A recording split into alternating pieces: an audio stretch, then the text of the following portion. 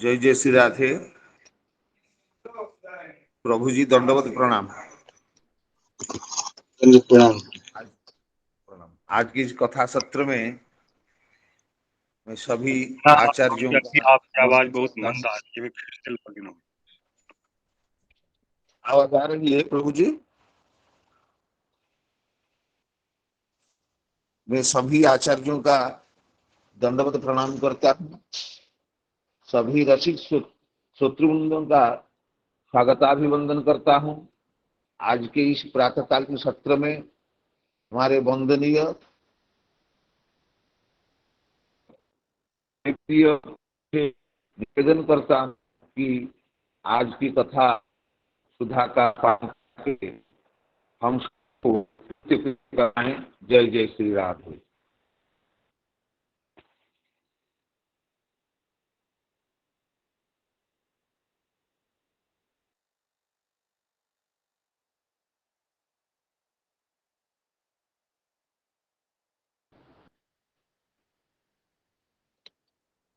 प्रभु जी आपकी आवाज नहीं आ रही है, म्यूट है, अनम्यूट करिए।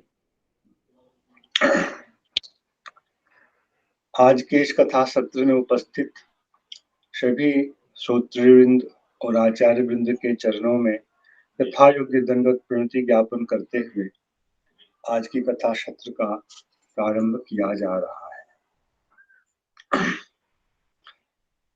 अज्ञानतिमिरान्धस्य ज्ञानाञ्जनशलाकया चक्षुरुन्मीलितं येन तस्मै श्रीगुरवे नमः।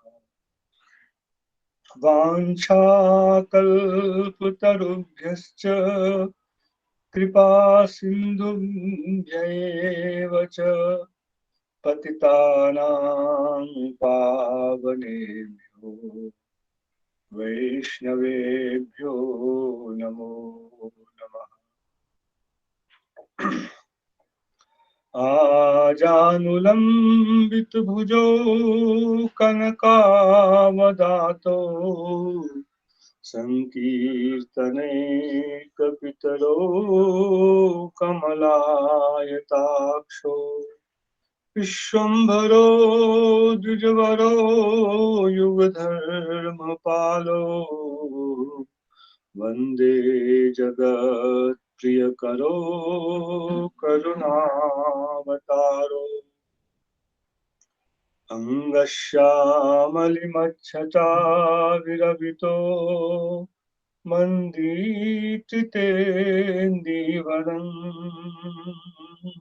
जाजञ्जागुडरोचिषां विदधतम् पट्टाम्बरस्य श्रिया वृन्दारण्यनिवासिनं हृदि लसत् दामाभिरामोदरम् राधास्कन्धनिवेशितोज्ज्वलभुजम् ध्यायेमदामोदरम्। हरे कृष्ण कृष्ण कृष्ण हरे हरे, हरे राम राम राम हरे हरे। नारायणं नमस्कृत्य नरं चैव नरोत्तमं देवीं सरस्वतीं व्यासं ततो जयमुदीरये। यं प्रव्रजन्तमनुपेतमपेतकृत्यं द्वैपायनो विरह कातराजुहाव पुत्रेति तन्मयतया तर्वोऽभिनेदुस्तं सर्वभूतहृदयं मुनिमानतोऽस्मि।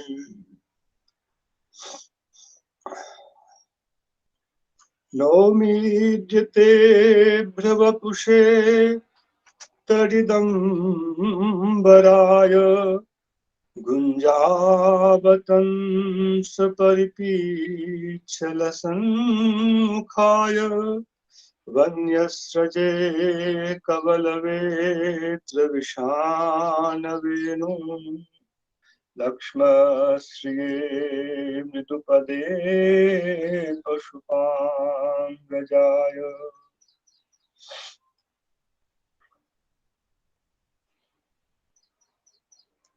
अत्यंत प्रेम से भरे हुए ब्रह्मा जी ने श्री कृष्ण की स्तुति का प्रारंभ किया। इसके विषय में हम लोगों ने कुछ कल श्रवण किया था। श्री विश्वनाथ चक्रवर्ती पाद की टीका का हम लोग अनुशीलन कर रहे थे, जहां उन्होंने पहले नौवीं क्रियापद के लिए चतुर्थी विभक्ति का प्रयोग क्यों हुआ, कैसे हुआ, इसका सामंजस्य करने के बाद जो पहले दो विशेषण हैं भगवान के लिए, अभ्रवपुषे तडिदम्बराय, इसमें इससे क्या उत्प्रेक्षा हो सकती है, इस चीज का वे वर्णन कर रहे थे। अभ्र तुल्य वपुषे तडिदम्बराय इति भूतल संताप हारित्वम भक्त चातक जीवत्वम च। ब्रह्मा जी जो इन दो शब्दों का यहाँ प्रयोग कर रहे हैं, इसमें उनका यह भाव है, यदि आप नवीन मेघ के समान शरीर की कांति वाले हैं, तो इससे यह व्यंजित होता है कि जैसे मेघ वर्षा के द्वारा संसार के पृथ्वी के ताप का हरण करता है, ऐसे ही आप अपनी कृपा की वर्षा करते हुए भक्तों के सभी संतापों का हरण करते हैं।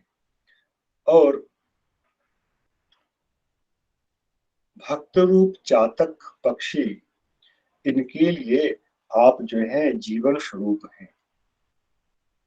जैसे चातक पक्षी अपनी पिपासा को शांत करने के लिए केवल वर्षा की बूंदों का ही आस्वादन करता है, अन्य किसी जल का आश्रय ग्रहण नहीं करता है, वैसे ही भक्त लोग चातक होते हैं।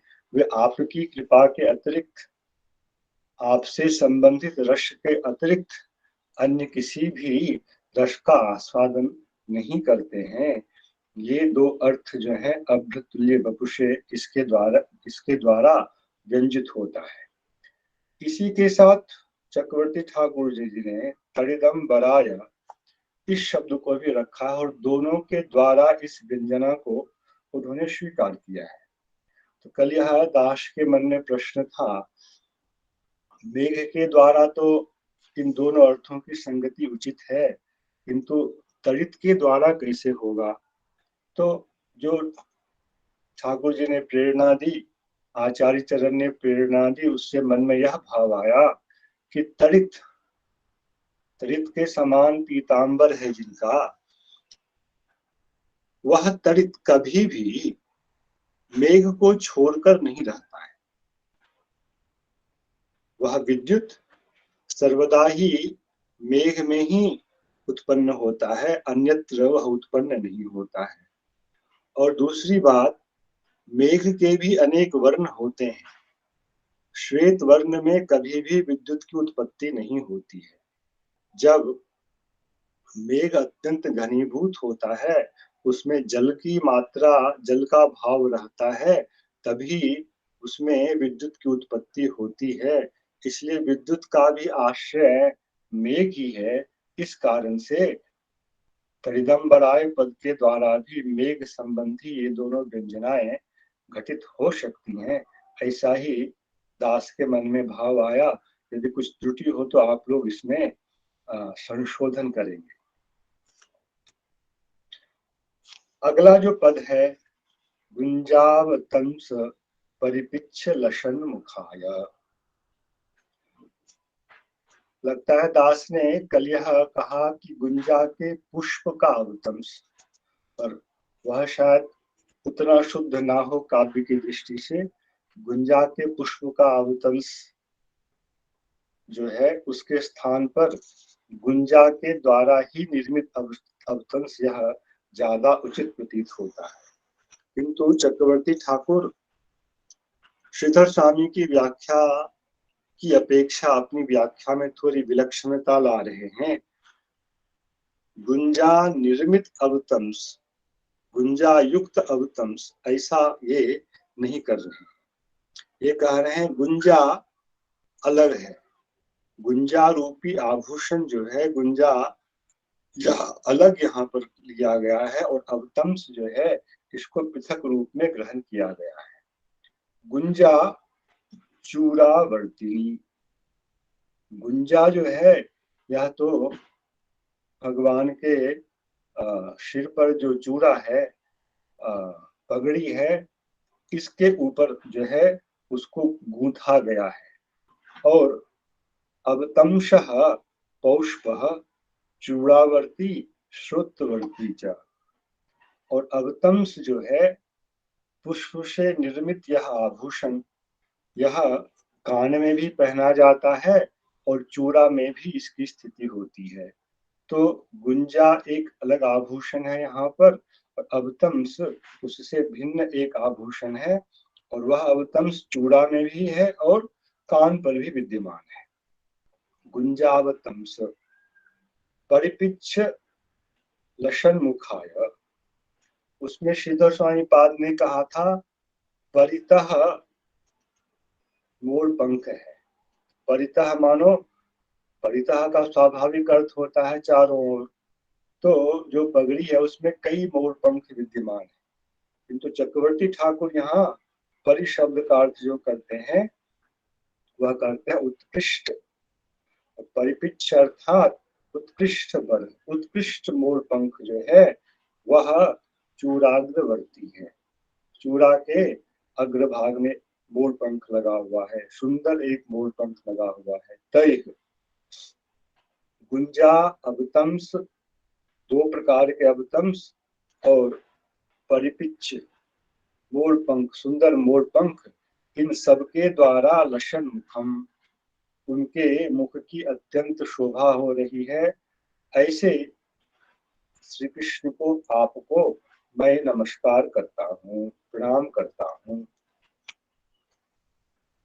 तैर्लशन मुखम यस्यैति असाधारण लक्षणवत्वम, यह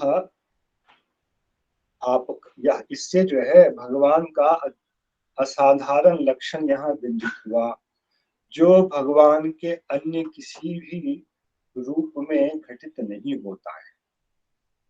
भगवान के अनंत रूप, और उन अनंत रूपों के लिए विलक्षणताएं भी हैं उनमें। किस रूप, किस लक्षण से किस रूप का निरूपण होगा। जैसे सामान्यतया धनुर्धर जब कहते हैं तो उससे श्री रामचंद्र का बोध होता है, यद्यपि शारद धनुष तो भगवान सभी रूपों में धारण करते ही। इस तरह से हर रूप का कुछ न कुछ अपना विलक्षण लक्षण होगा जिससे उनकी पहचान हो सकती है। किंतु वृंदावन में, ब्रज में जो कृष्ण है, इनके लिए यही असाधारण लक्षण है। इस रूप में ब्रह्मा जी ने पहले भगवान के असाधारण लक्षण का कीर्तन किया। अब चक्रवर्ती ठाकुर इन लक्षणों की श्रेष्ठता का प्रतिपादन कर रहे हैं। इनकी क्या विशेषताएं हैं, तो वे कहते हैं वैकुंठीय अनर्घ्य रत्नालंकारेभ्योपि वृंदावनीय गुंजादीनाम उत्कर्षश्च। यहाँ गुंजा, पुष्प निर्मित अवतंस और मोर पंख, ये सब जो भगवान के आभूषण हैं, ये आभूषण वैकुंठ में चतुर्भुज नारायण के दिव्य विग्रह पर विद्यमान अमूल्य जो रत्न और अलंकार इत्यादि होते हैं, उन सब की अपेक्षा उत्कर्ष पूर्ण है।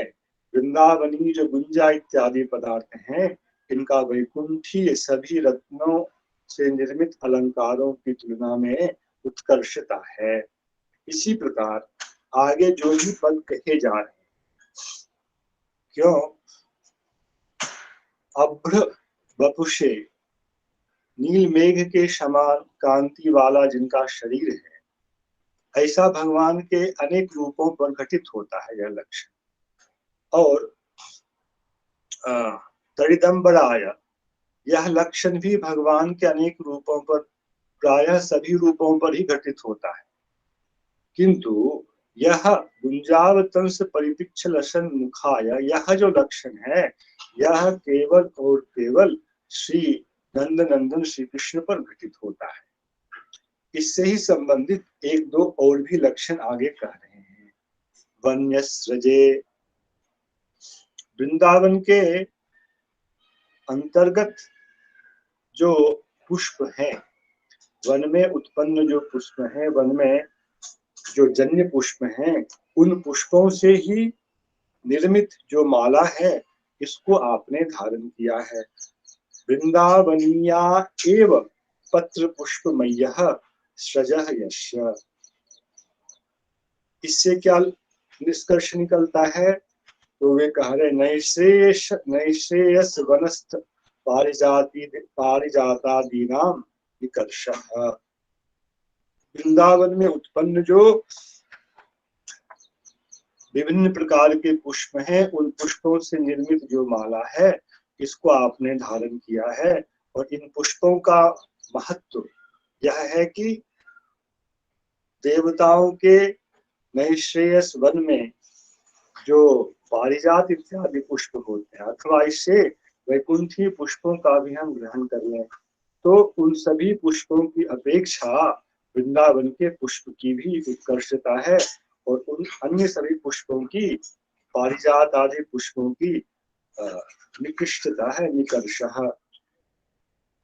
वन्यस्रजे कवलवेत्र विशान वेणु लक्ष्मश्रिये, कवलादिभिर लक्ष्मीभिः एव श्रीः शोभा यस्य, कवल वेत्र विशान इन असाधारण लक्षणों को कह रहे हैं।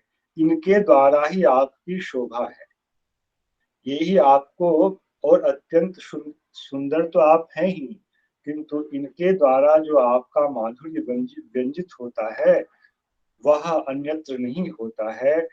इसलिए ये सब जो है इसके द्वारा आपकी शोभा होती है। इन सब के द्वारा जिसकी शोभा होती है उनको मैं नमस्कार करता हूँ। इससे क्या व्यंजित हुआ? गोप बालोचित आचरणस्य एव तदीशर्वाचरणेभ्यः श्रेष्ठ्यम। भगवान अनंत लीला है, अनंत प्रकार की लीला करते हैं, किंतु ब्रज में जो भगवान है ये जो है एक गोप बालक की लीला कर रहे हैं। इसके हाथ में दही भात का कलेवा रखा हुआ है, कक्ष में श्रृंगा है, वेद है, फेटे में वेणु है। यह जो असाधारण लक्षण है, यह गोप बालोचित जो आचरण है वह उनके अन्य सभी आचरणों की तुलना में सर्वश्रेष्ठ है। मृदु पदे मृदु अतिशुकुमारो पादो यस्य, जिनके दो अत्यंत अत्यंत अत्यंत कोमल चरण हैं, इसके द्वारा यह व्यंजना होती है। ताभ्याम वन भ्रमण दर्शिनाम कारुण्य प्रेम मूर्छोत्पादकत्वम। और जब वृंदावन में वे भ्रमण करते हैं उनके चरण में कोई आवरण भी नहीं होता है, अनावृत चरण के द्वारा वृंदावन में भ्रमण करते हैं। एक तो बालक और इतना कोमल उनका चरण, इससे वन में भ्रमण करना, यह देखकर वृंदावन में उनके इन दोनों अनावृत चरणों से उनका भ्रमण देखकर ऐसे देखने वाले के अंदर कारुण्य भगवान के प्रति करुणा रस का भी उदय होता है और प्रेम का भी उदय होता है और अंत में वे मूर्छित भी हो जाते हैं। कारुण्य और प्रेम जन्य मूर्छा का उत्पादकत्व जो है यह उन दोनों चरणों में है, यह व्यंजित हुआ। और पशुपांग जाया, पशुपांग जाय, यह जो अंतिम विशेषण है इससे गौड़ी संप्रदाय का वह महान सिद्धांत उपस्थित होता है जो कि श्री सुखदेव गोस्वामी ने भी परीक्षित महाराज जी को साक्षात नहीं कहा। जब श्री कृष्ण के जन्म का प्रसंग आया है तो साक्षात अविधा अर्थ से ही यह प्रतीत हो कि नंद बाबा के यहाँ गोकुल में ही श्री कृष्ण का जन्म हुआ, ऐसा नहीं है। गौरी आचार्य ने सिद्ध तो वहां भी किया है, किंतु अन्य वैष्णव आचार्यों ने देवकी के गर्भ से कंस के कारागार में ही उनका जन्म मानकर वहां से उनका वृंदावन आगमन स्वीकार किया है। तो परीक्षित महाराज जी के लिए भी यह प्रश्न रह ही गया था कि देखें, जन्म तो उनके गर्भ से हुआ, पुत्र तो उनके हैं, नंद यशोदा के तो पुत्र है नहीं, तो भी नंद यशोदा को यह सौभाग्य कहाँ से प्राप्त हुआ, ऐसा प्रश्न उन्होंने उस यथाश्रुत अर्थ को स्वीकार करके किया है। उस स्थान पर यही बोध होता है कि परीक्षित महाराज जी को भी अर्थ पता नहीं चला है, यह सिद्धांत पता नहीं चला है कि श्री कृष्ण जो है ये साक्षात नंद नंदन भी है। तो यह जो अर्थ शब्द है पशुपांग जाया, जाय, पशुपांग गज, पशु श्री नंद बाबा उनके अंग से उत्पन्न हुए हैं, ये श्री कृष्ण, ऐसे श्री कृष्ण को मैं नमस्कार करता हूँ। तो यह श्री कृष्ण के नंदनत्व की सिद्धि का एक प्रबल प्रमाण है, जो ब्रह्मा जी ने इस परम मधुरता का, योग माया की कृपा से परम मधुरता का, ऐश्वर्य का अनुभव करने के बाद कीर्तन किया है। इससे क्या व्यंजना होती है? श्री वसुदेवादिभ्योपि श्रीमन्नंदस्य सौभाग्याधिक्यम व्यंजितम। ऐसे तो परीक्षित महाराज ने पहले यह प्रश्न पूछ लिया है, किंतु इस शब्द के द्वारा यह विषय परिपुष्ट होता है कि श्री वसुदेव इत्यादि जो भी जिस लीला में उनके पिता रहे हों, उन सबकी अपेक्षा श्रीमान नंद जो हैं, इनका जो सौभाग्य है वह सबसे अधिक है, क्योंकि ये ही भगवत्ता के मूल रूप हैं। इस प्रकार से विश्वनाथ चक्रवर्ती ठाकुर ने इस श्लोक का आस्वादन किया है। अब हम लोग थोड़ा श्री सनातन गोस्वामी की वैष्णव तोषणी को भी देखें। उन्होंने भी कुछ विलक्षण रूप से इस श्लोक का आस्वादन किया है। श्री भगवता एव वितराम अनुकंपितः श्री चतुर्मुखः परम मनोहर रूप गुण लीला वैभवम तम अवलोक्य परम प्रेम रस निमग्नः साक्षात् दृश्यमानं तद्रूपम एव आदो वर्णयन् स्तौति। भगवान के द्वारा अतिशय अनुकंपित श्री ब्रह्मा जी परम मनोहर रूप गुण लीला इत्यादि वैभवों वाले श्री कृष्ण को देखकर परम प्रेम रस में निमग्न है और साक्षात दृश्यमान जो श्री कृष्ण का रूप है, सबसे पहले उस रूप का ही वे वर्णन करते हुए उनका स्तवन कर रहे हैं। हे ईड्य त्वम एव स्तुति योग्यः। इसलिए मैं आपको कह रहा हूं कि आपको छोड़कर अन्य कोई भी स्तुति योग्य नहीं है। न तथा ब्रह्म न च श्री वैकुंठनाथः नापि तदवतारादयो अन्ये केचित् इत्यर्थः। जिस रूप में आप स्तुति के योग्य हैं, उस रूप में ब्रह्म भी स्तुति के योग्य नहीं है। मुद्रित पुस्तक में यहाँ ब्रह्मा लिखा गया है, किंतु वह अशुद्ध है, वह मुद्रण वहां ब्रह्म होगा। आगे जो है ब्रह्म का विषय में लाते हैं सनातन गोस्वामी पाद। तो न तथा ब्रह्म स्तुत्यम न च श्री वैकुंठनाथः स्तुत्यः नापि तदवतारादयः अन्ये स्तुत्याः स्तुतियोग्याः। तो इस प्रकार से स्तुति की दृष्टि से सबसे सर्वोत्कृष्टता आप में ही घटित होती है। परब्रह्मणि त्वयि एव अवतारिनो अवतारादेश अद्य दृष्टत्वात्। आप ही कारण क्या है? क्योंकि आप ही परम ब्रह्म हैं। आप में ही अभी अभी अभी मैंने सभी आप अवतारी हैं और आप में ही मैंने सभी अवतारों को अभी देखा है, इसलिए आप ही परम स्तुति हैं। अतः त्वाम स्तोमी, इसलिए मैं आपका स्तवन कर रहा हूँ। भगवान कहें किमर्थम, क्यों तुम मेरी स्तुति कर रहे हो, किमर्थम स्तुति। तो उसका उत्तर दे रहे हैं ते अर्थात तुभ्यम त्वत्प्राप्त्यर्थम एव इत्यर्थः। आपको प्राप्त करने के लिए ही मैं आपका स्तवन कर रहा हूँ।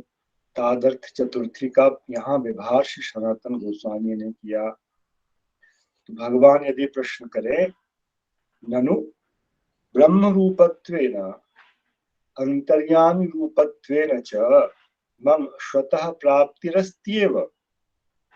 ब्रह्मा जी, आप तो साधारण जीव नहीं हैं, इसलिए आपके लिए तो मेरा जो ब्रह्म रूप है, जिसकी चर्चा हम लोग अनेक बार कर चुके हैं गौरी संप्रदाय में, ब्रह्म की क्या स्थिति है, और जो अंतर्यामी रूप है, इन दोनों रूपों के द्वारा तो आपको मेरी स्वतः प्राप्ति है ही, तब भी आप क्यों मुझे प्राप्त करना चाहते हैं? तत्राह अभ्रदक्षे इत्यादि अपो बिभर्ति इति अभ्रम। जो जल को धारण करता है उसे कहते हैं अभ्र। अप अर्थात जल, ताह बिभर्ति, उस जल को जो धारण करता है वह कहलाता है अभ्र। नवीन श्याम मेघ, इसके द्वारा एकदम नवीन और जल से परिपूर्ण श्याम मेघ जो है उसकी अभिव्यक्ति हो रही है, अभिव्यंजना हो रही है। तद्वत स्निग्ध कृष्ण कांति वपुः यस्य, उसके समान ही स्निग्ध और कृष्ण वर्ण का जिनका शरीर है, मैं उनका स्तवन कर रहा हूँ। तरित्वत पीतांबरम यस्य, व्याख्या की अपेक्षा नहीं है। ननु ईदृशः श्री वैकुंठेश्वर श्री रघुनाथश्च इत्याशंक्य तद्वैलक्षण्यार्थम आह गुंजेत्यादि। भगवान कहे ठीक है, आप ब्रह्म को और अंतर्यामी को नहीं प्राप्त करना चाहते हैं, मुझे प्राप्त करना चाहते हैं। तो ये दोनों जो विशेषण आपने प्रयुक्त किए, ये दोनों विशेषण तो श्री वैकुंठनाथ रघुनाथ इत्यादि पर भी घटित होते हैं। ब्रह्मा जी अपनी इस भूल को मानो समझते हुए फिर इनसे भी व्यावर्तन करने के लिए तद्वैलक्षण्यार्थम आह, वे एक अलग विशेषण का प्रयोग कर रहे हैं जो अन्यत्र किसी ही रूप पर घटित नहीं होता है, गुंजा इत्यादि। बाकी बाकी तो सामान्य रूप से हम लोगों ने जो श्रवण किया है वही है। तत्र च विशेषतो बाल्य लीलया आकृष्ट चित्तः ताम एव उद्दिशति। वन्यसृजे कवल वेत्र विषाण वेणु, यहाँ कवल वाला जो भाग है उसके लिए जो योजना उन्होंने दी है सनातन गोस्वामी पाद ने, विशेषतः बाल्य लीलया आकृष्ट चित्तः, ब्रह्मा जी भगवान की बाल लीला में ही अभी आकृष्ट हुए हैं, वहीं उनका चित्र आकृष्ट है, क्योंकि अभी किशोर लीला का भगवान ने संसार में इस जगत में प्रकाश नहीं किया है। इसलिए उस बाल लीला को ही उद्देश्य करते हुए ब्रह्मा जी ने अगला पद कहा है, कबल वेत्र विशान वेणु लक्ष्मश्रिये तत्र कबलम दध्योदन ग्रासः। दधी और अन्न, पका हुआ चावल, यह मिला हुआ ही भगवान के हाथ में है, वही उनके लिए कलेवा है, कवल है। दध्योदन ग्रासः बाम हस्ते, यह उनके बाम हाथ में, बाएं हाथ में। और वाम कक्षे वेत्र विशान, दाई बाई बगल में जो है लकुट और विशान है। और जठरपट की संधि में वेणु है, जहाँ कमर पर वस्त्र बंधा रहता है, उस संधि में, उस फेंट के अंदर जो है वंशी है। इति पूर्वोक्तानुसारेण बोधव्यम। यह 13वें अध्याय के प्रारंभिक भाग में ही भगवान के इस रूप का वर्णन हुआ है। बोल रहे इसको उसी अनुरूप समझना चाहिए। यहाँ पर तान्येव लक्ष्माणि असाधारण लक्षणानि, ये कबल वेत्र विशान वेणु, ये जो है इनके असाधारण लक्षण है। अतएव तैः शोभा यस्य इति तस्मै, ऐसे इन सबसे शोभा प्राप्त कर रहे भगवान को मैं नमस्कार करता हूँ। मृदुपदे इति बाल्यम एव अभिप्रेतम, सुंदर बालक के समान कोमल जिनके चरण हैं, इसके द्वारा यह अभिप्रेत होता है कि ब्रह्मा जी भगवान की बाल लीला में ही अभिनिविष्ट हैं।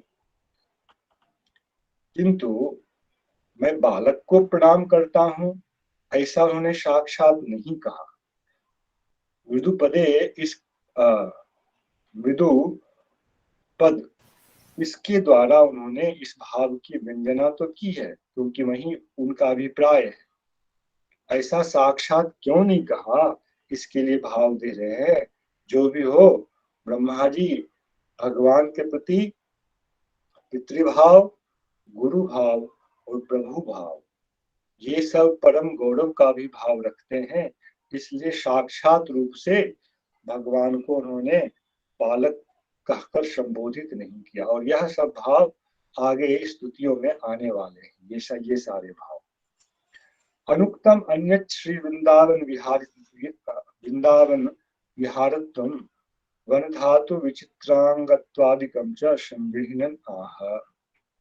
अब असाधारण लक्षण वाले तो अन्य भी चीजें हैं, ये तो केवल शरीर पर जो है उसको लक्ष्य कर कहा। क्रियाएं भी उनकी असाधारण हैं। इसलिए अनुक्त ऐसी चीजें जो हैं, अनुक्तम अन्य श्री वृंदावन विहारत्वम, वृंदावन विहार से संबंधित अनुक्त अन्य अनेक प्रकार के विशेषण यहाँ उपस्थित हो सकते हैं। जैसे वर्ण धातु विचित्रतांग जो है, यह हो सकता है। वृंदावन के धातु इत्यादि से जो उनके रंगों को सखागन उन पर लगाते हैं, शोभा बढ़ाते हैं, ऐसे अंग वाले वे यह कहा जा सकता है। उन सब का संग्रह उन्होंने एक ही पद से कर दिया है, पशुपांगजाय, पशुपस्य श्रीनंदस्य अंगजाय पुत्राय। पशुप श्रीनंद जी के साक्षात पुत्र है, उनके अंग से जो उत्पन्न है, उनको मैं नमस्कार करता हूँ। तत्कुमारत्वेन स्वतः एव नित्यम, नंदु कुमार के रूप में ही वे स्वतः नित्य रूप वाले हैं। यही उनका मौलिक परिचय है कि वे नंद नंदन है। तत्कुमारत्वेन स्वतः एव नित्यम तत्त समवेतत्वात्, क्यों, वे सदा ही नंद यशोदा इत्यादि जो ब्रज के परिकल्पन हैं उनसे समवेत रहते हैं, उनके साथ रहते हैं। उनके बिना उनकी स्थिति इस रूप वाले श्री कृष्ण की स्थिति नहीं होती है। इति एतत् श्री बाल गोपाल रूपम त्वाम अत्र प्राप्तुम त्वाम नौमि। यह जो आपका बाल गोपाल रूप है, आपके इस रूप को अत्र प्राप्त नहीं प्राप्त करने के लिए मैं आपको प्रणाम कर रहा हूँ, मैं आपकी शरण में आ रहा हूँ। परम लालशया प्राग एव प्रयोजनम उद्दिष्टम।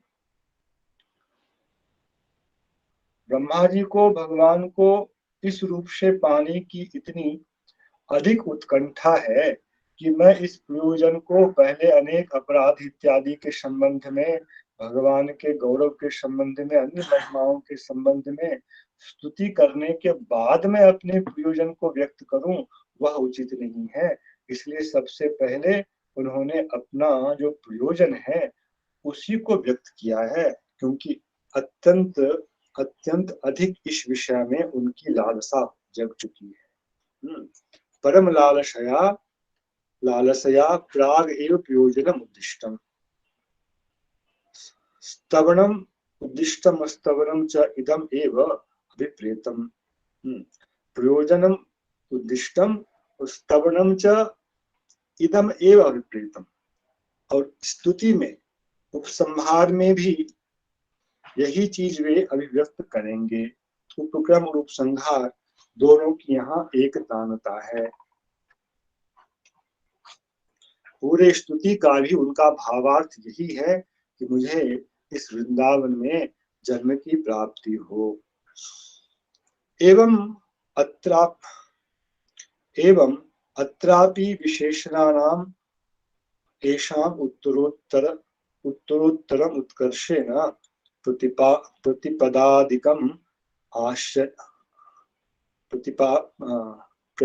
प्रतिपदादिकम आश्चर्यम ऊह्यम।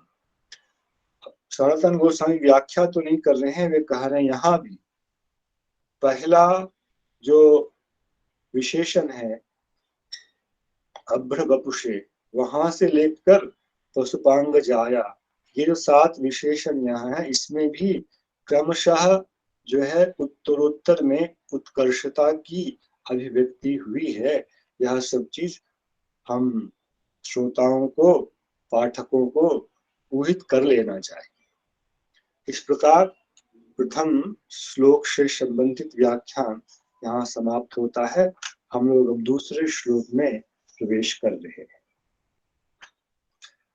अस्यैव देव वपुषो मदनुग्रहस्य स्वेच्छामयस्य न तु भूतमयस्य कोऽपि नेशे महि त्ववशितुं मनसान्तरेण साक्षात् तवैव किमुतात्मसुखानुभूतेः।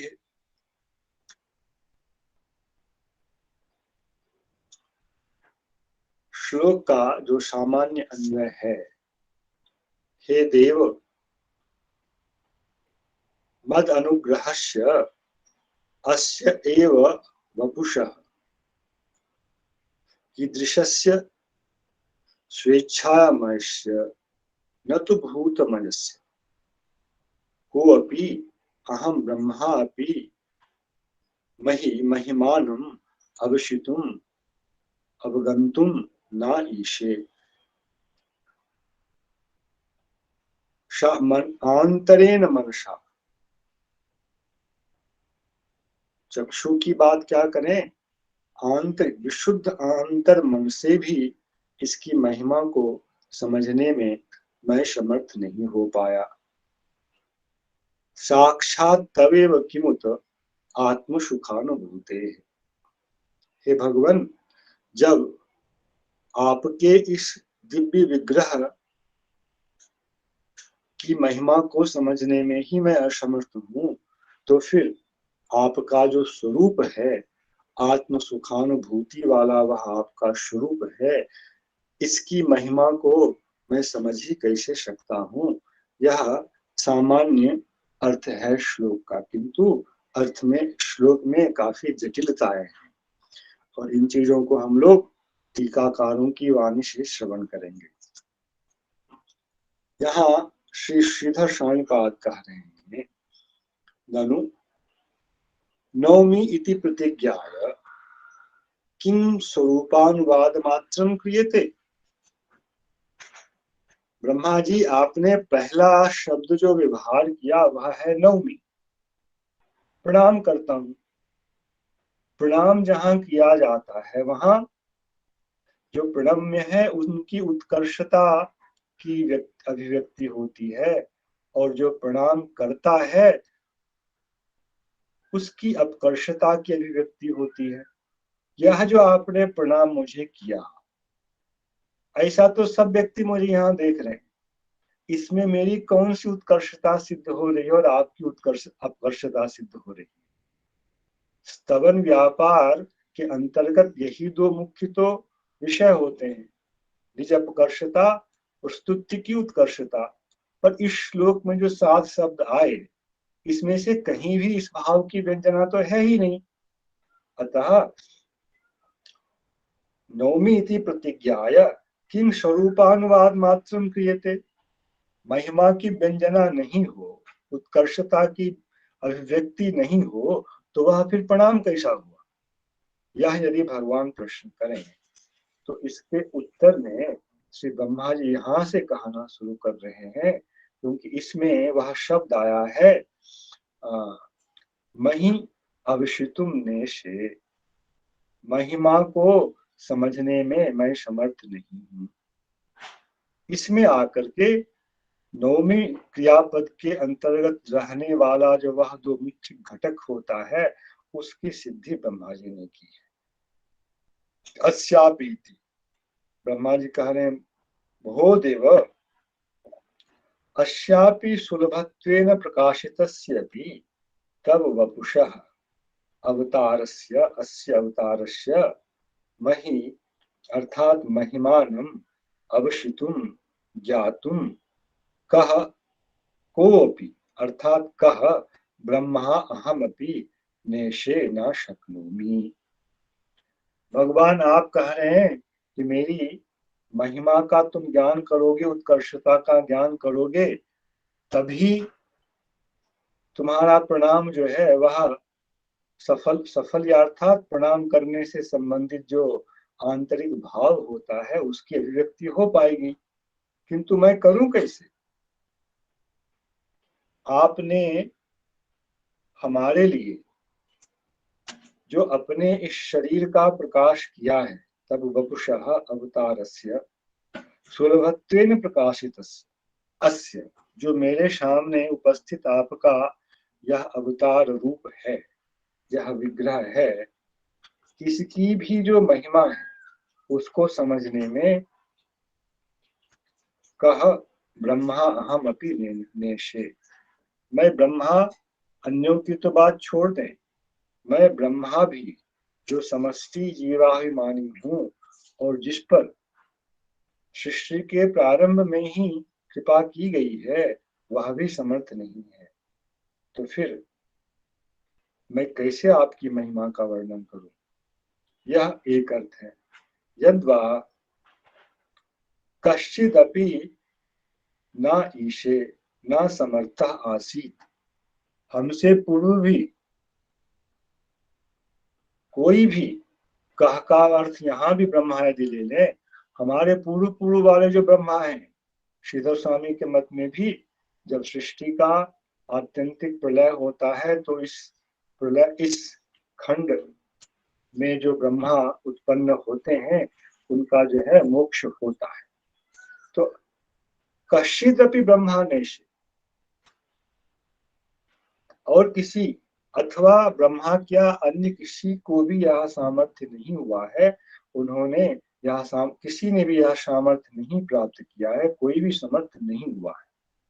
यहाँ यदि प्रथम पुरुष का यहाँ प्रयोग होता है कश्चिदपि ना ईशे, तो धातु क्रियापद जो है यह उत्तम पुरुष का है, यह थोड़ी सी यहाँ असमंजसता उत्पन्न होती है। इसलिए उसका अर्थ उन्होंने किया न समर्थ आशी, कोई भी समर्थ नहीं। एक तो यह लट लकार का प्रयोग, ऊपर से जो है उत्तम पुरुष का प्रयोग नेश्य वाला, तो उसको उन्होंने भूतकाल और वर्तमान काल का प्रयोग करके लिखा है न समर्थ आशी। सुलभत्वाय विशेषण द्वयम, जो शरीर आपने यहाँ प्रकट किया है हमारे समक्ष, मेरे समक्ष, इसकी सुलभता सुलभता इन दो विशेषणों के द्वारा अभिव्यक्त हो रही है। मदनुग्रहस्य मम अनुग्रहो यस्मात्, अभी आपने इस शरीर से मेरे ऊपर कृपा की है। यह जो विग्रह है इसके संबंध में ही मैं कह रहा हूँ, जिसके द्वारा, जिस वपु के द्वारा मेरे ऊपर आपने कृपा की है, मैं उसके संबंध में ही कह रहा हूँ। उसकी भी महिमा कोई नहीं समझ सकता है, किसी ने नहीं समझा है। यस्मात् तत् मद अनुग्रहम तस्य किंच स्वेच्छामयस्य, यह भी सुलभत्व के संबंध में ही विशेषण है, दो विशेषण में से। स्वेच्छामयस्य, स्वेषाम स्वीयानाम भक्तानाम यथा यथा इच्छा तथा तथा भवतः वपुषः अवतारः, जैसी जैसी आपके भक्तों की इच्छा होती है, उनकी इच्छा की पूर्ति के लिए आप वैसे वैसे ही शरीर को प्रकट करते हैं। उसमें से यह भी आपका एक शरीर है, जिसकी महिमा को कोई भी नहीं समझ, पहले भी नहीं समझा है और वर्तमान में भी मेरे जैसा व्यक्ति भी नहीं समझ रहा है। तर्हि किमिति ज्ञातुम न शक्यते, क्यों यह जो है जानने में ज्ञान के योग्य नहीं है, इसको क्यों नहीं जान पाते हैं लोग। किमिति ज्ञातुम न शक्यते, इसका उत्तर देते हुए कह रहे हैं न तो भूतमयस्य, क्योंकि यह जो आपका विग्रह है, वपु है, यह भूतमय वपु नहीं है। भूतमय माया के, प्रकृति के जो विकार हैं उनसे रचित यह वपु नहीं है। ऐसे भूत शब्द का प्रयोग पंचभूत ही मुख्य है, किंतु प्रकृति के सभी विकारों को भी यहाँ यदि हम ले लें तो जैसे ब्रह्मा जी का शरीर जो है, ब्रह्मा जी का शरीर पंचभूतमय नहीं होता है, ब्रह्मा जी का शरीर महतत्वमय होता है। तो उस सब को लेकर के ही ब्रह्मा जी कह रहे हैं। महतत्वमय जो प्रकृति का प्रथम विकार है, वैसा भी यदि आपका शरीर होता तो उसकी महिमा को मैं जान लेता, किंतु महतत्वमय शरीर वाला मैं भी आपकी महिमा को नहीं समझ सकता हूँ। इससे यह अर्थ आक्षिप्त होता है कि आपका यह शरीर जो है सर्वथा प्रकृति के विकार से रहित है। न तो भूतमयस्य, अर्थात अचिंत्य शुद्ध सत्वात्मकस्य, भूत का प्राकृत विकारों का निषेध कर देने के बाद जो भगवान के शरीर का उपादान बचता है, उसको श्री श्रीधर स्वामी पाद ने कहा शुद्ध सत्वात्मकस्य। आपका जो विग्रह है प्राकृत सत्व से संबंधित नहीं है। महत्त्व में प्राकृत सत्व की ही प्रधानता होती है, किंतु आपका जो यह, मैं ऐसे महत्त्व में शरीर वाला हूँ, किंतु आपका शरीर जो है यह प्राकृत सत्व से सर्वथा अस्पृष्ट शुद्ध सत्वात्मक है। और इस विषय में यह संशय नहीं होना चाहिए यहाँ, क्योंकि वेदांत दर्शन में अलग अलग संप्रदाय में शुद्ध सत्व के विषय में भी किंचित किंचित सूक्ष्म स्तर पर पार्थक्य है, किंतु पीछे जब भगवान ने दर्शन कराया है उस समय सुखदेव गोस्वामी ने जो वर्णन किया है उसमें सच्चिदानंद रसमय विग्रह का प्रसंग आया है। तो दोनों प्रसंगों की एक तानता रखते हुए निर्विवाद रूप से यह कहा जा सकता है कि श्रीधर स्वामी पाद उस रूप को वैसा ही मानते हैं, किंतु जो आगे की व्याख्या की दिशा है इसमें थोड़ी दास को समस्या हो रही है इस अर्थ में। यदा अस्य एवं तदा तदा किमुत कथम पुनः साक्षात् तब केवलस्य आत्मसुखानुभूतेः एव।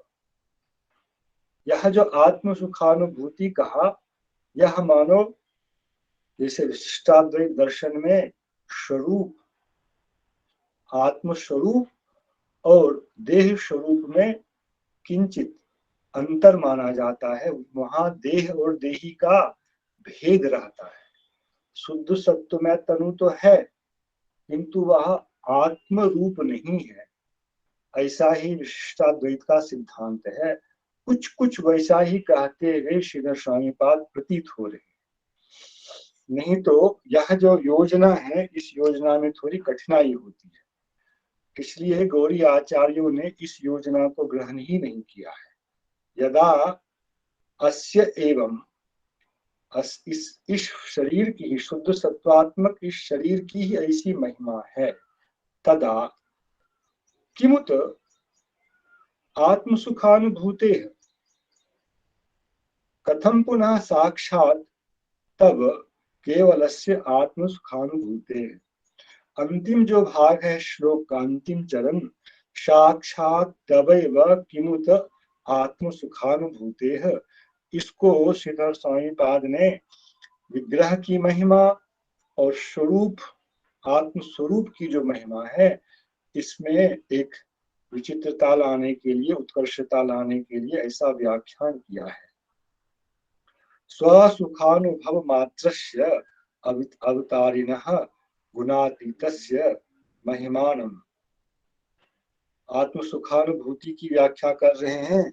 स्वसुखानुभव मात्रस्य तब अब साक्षात तब अवतारिणः, गुणातीत शब्द यहाँ तो दे ही रहे हैं। ऐसा जो आपका आत्मस्वरूप है, उसकी महिमा को मही आंतरेण निरुद्धेन अपि मनसा वो ज्ञातुम समर्थो भवेत्। उसको जब समझने में, जानने में कौन समर्थ हो सकता है? जब आपके इस दिव्य विग्रह की ही महिमा को लोग नहीं समझ पा रहे हैं, तब जो आपका स्वसुखानुभव मात्र जो स्वरूप है, जो गुणातीत स्वरूप है, उसकी महिमा को आंतरेण निरुद्धेन मनसा, विशुद्ध चित्त के द्वारा भी जानने में कौन समर्थ हो सकता है? अर्थात आपकी कृपा के बिना आपके इस स्वरूप की महिमा को जानने में कोई भी समर्थ नहीं हो सकता है। यह एक प्रकार का अर्थ श्रीधर स्वामीपाद ने किया, किंतु लगता है इस अर्थ में उनकी भी थोड़ी असम्मति होती है, असम्मति है, इसलिए वे एक अलग प्रकार का अर्थ कर रहे हैं। यद्वा अथवा भूतमयस्य अस्यापि तु विराट रूपस्य तब त्वन्नियम्यस्य वपुषः महिमानम एव अविशितुम कोपि नेशे। जो श्लोक में, यहाँ श्लोक का जो द्वितीय चरण है, स्वेच्छामयस्य न तो भूतमयस्य कोपि, यहाँ पर एक तो बहुत जगह पाठ जो है तनु न तू न करके तनुभूतमयस्य कोपि ऐसा है। और श्रीधर स्वामी जो पाठ ग्रहण कर रहे हैं, जीव गोस्वामी इत्यादि ने जो पाठ ग्रहण किया हुआ है, न तू भूतमयस्य कोपि, तो जीव गोस्वामी ने इस पे बहुत विचार किया है। ये तू और ना और अथवा त और नु, इस सब में क्या हो सकता है और श्रीधर स्वामीपाद क्या कर रहे हैं, उन्होंने महान विचार किया इस पर, किंतु वह बहुत जटिल है, उसमें जाने की आवश्यकता नहीं है। जो यहाँ पाठ उपलब्ध है उसी के अनुसार व्याख्या की जा रही है। अथवा पहले पक्ष से उतने संतुष्ट नहीं है श्रीधर स्वामीपाद, जहाँ विग्रह और आत्मस्वरूप इनको पृथक मानकर वह श्रेष्ठता का प्रतिपादन किया गया, उस श्रेष्ठता का कि जो स्वरूप है वह श्रेष्ठ है। इसलिए भूतमयस्य का अर्थ जो है, हाँ, न तो भूतमयस्य जो था उस पद का वे अलग अर्थ कर रहे हैं। अथवा भूतमयस्य अस्य अपितु विराट रूपस्य तव, अस्य का अर्थ उन्होंने लिया दृश्यमान जो यह प्रपंच है, जिसके कारण भगवान को विराट रूप वाला कहा जाता है। गर्भोदशाई से संबंधित यह रूप होता है जिसमें कि भगवान के कर चरण शीर्ष इत्यादि की परिकल्पना है। वह जो रूप है वह भूतमय रूप ही है। महातत्वादि जो प्राकृत विकार हैं उससे संबंधित ही वे रूप हैं, किंतु उनके अधिष्ठाता मात्र जो है वे शुद्ध सत्व वाले भगवान हैं। इसलिए इस अर्थ के द्वारा कोई भी विसंगति आत्मस्वरूप और विग्रह में भेद वाली विसंगति नहीं रहती है। अथवा भूतमयस्य अस्यापितु विराट रूपस्य तव तन्नियम्यस्य वपुषः महिमानम एव अवशितुम कोपि नेशे। जब आपके इस भूतमय रूप जो विराट रूप है, इस विराट रूप के ही महिमा को ठीक से समझने में कोई समर्थ नहीं है। वह कैसा, जो कि आपके द्वारा नियम में है, आप इसके नियामक हैं और यह विराट रूप आपका नियम में है, उसकी महिमा को ही जब समझने में कोई समर्थ नहीं है, तदा साक्षात तब एव असाधारणस्य नियम्य नियंत्र भेद रहितस्य उक्त लक्षणस्य अस्य महिमानम अविशितुम कोपि नेशे इति किम वक्तव्यम। तो फिर आपका जो सच्चिदानंद रसमय विग्रह है, जिसमें देह देही का भेद नहीं है, नियम्य नियंत्री यह भेद नहीं है, वैसा जो उक्त लक्षणस्य, जो उक्त लक्षण मतलब पिछले अध्याय में ही जिसका वर्णन हो चुका है, उसकी महिमा को समझने में कोई भी समर्थ नहीं है। इस विषय में क्या और कुछ अधिक कहने की आवश्यकता रह जाती है। इसलिए मैंने सबसे पहले आपकी जो उत्कर्षता है उसका वर्णन नहीं कर, मैंने मेरा जो प्रयोजन था उसका ही कीर्तन आपके सम्मुख किया, क्योंकि आपकी महिमा को तो मैं ठीक से जानता ही नहीं हूँ, उसका शुरू में वर्णन क्या करूं, कुछ गलती भी हो सकती है। इसलिए मैंने पहले केवल आपके इस वृंदावन से संबंधित, ब्रज से संबंधित नंद कुमार के अलौकिक असाधारण रूप का ही मैंने वर्णन किया। तो श्रीधर स्वामी की व्याख्या की दिशा जो दास को समझ में आई वह यही है। यदि कुछ भूल त्रुटि हुई हो तो आचार्यगण उसका संशोधन करें। इतना कहकर आज की कथा को यहाँ विराम देता हूँ। जय श्री कृष्णार्पणमस्तु। हरे कृष्ण कृष्ण कृष्ण हरे हरे, हरे राम राम राम हरे हरे। सही वैष्णव वृंद को, आचार्य वृंद को पुनः पुनः कोटि कोटि नमन। नमो जय तमो सिया राम, महोदय, प्रणाम। नमो नमः, प्रणमामि पुनः पुनः। नमो नमः। जय जय नमो नमः, प्रणामः। नमो नमः। श्रीपाद हरिप्रिय प्रभु जी की जय हो। प्रणाम। जय हो, जय हो। प्रणाम बाबा, प्रणाम। प्रणाम प्रणाम प्रणाम।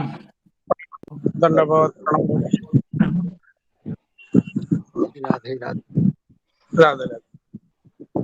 राधे राधे, प्रणाम गुरुजी। जय राधे, जय निताय, जय निताय, जय राधे। কেউ দেখা যাচ্ছিল না, কি জানি।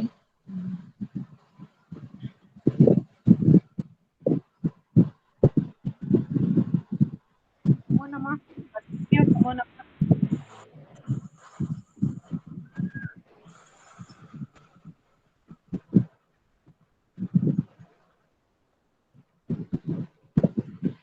কাটছে না কেন?